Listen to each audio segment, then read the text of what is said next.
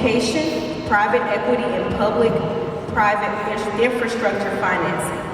Kenneth is the president of Casher Capital, a financial firm providing funding and financial advisory services to small and mid-sized businesses. And he is a venture capital partner with Eris Capital, an early-stage venture capital firm. He earned his graduate degree from Harvard University in 2023. Can we get a hand clap for that? Where he founded an ed tech startup with a mission to expand access to quality education to out-of-school children in Africa. Kenneth lives out a part of his purpose when serving his community as board chair of Georgia's Cyber Academy, overseeing one of the largest K-12 public schools in the state with over 9,000 students and 1,100 employees.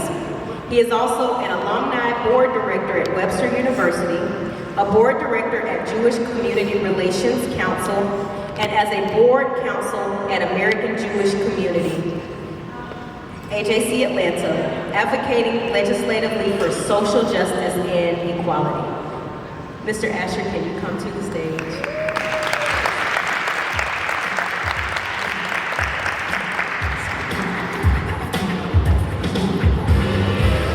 Mr. Asher, it is our honor to present you with the Trailblazer Award. We are inspired by your continued commitment to service and to education, and we would like for you to give some remarks, if you don't mind.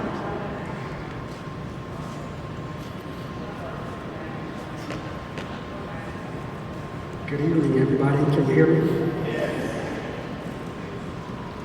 You know, I don't consider myself a public speaker, but from time to time, folks invite me out. So please bear with me. I have a written speech, but oftentimes I go off script.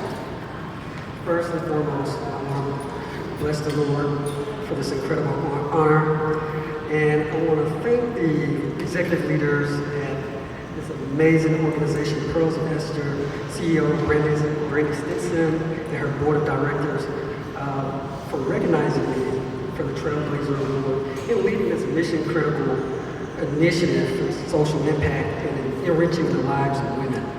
I can tell you now, I wouldn't be standing here without the love that I've received from women all the days of my life. Just 10 years ago, I was battling for my life in the hospital, and there were women that surrounded me with prayer and encouraged me when I was going through a broken heart. So it's incredible to see the journey and path that the Lord has had me on. When I was going through the trials that I was trying to overcome, I did not understand. But the Lord had a different direction for me. And I want to, sing up praise also. My grandmother, my late grandmother, we called her Big Mom. She raised me and my sister after my mother passed away. And she couldn't read or write, but she raised us with the love of God, with humility, and to be just. And I would also like to thank my lovely wife, my helpmate, and my partner. She has been my biggest supporter. She has encouraged me to eliminate the mask that I often wore and to be bold in who God created me to be. She is indeed God-sent. Women, you guys are amazing. Men need you. And if I had an hour to speak in 1,000 tongues, I couldn't share how much she means to me and the impact that she has made. This award also belongs to my wife, Shanika Asher. Yes. She's truly a Proverbs 31 woman. And just like many of the women here today, this is a beautiful night. You heard a bit about my bio, and I gave a little professional bio. And just to come from behind the mask, you guys heard about Harvard.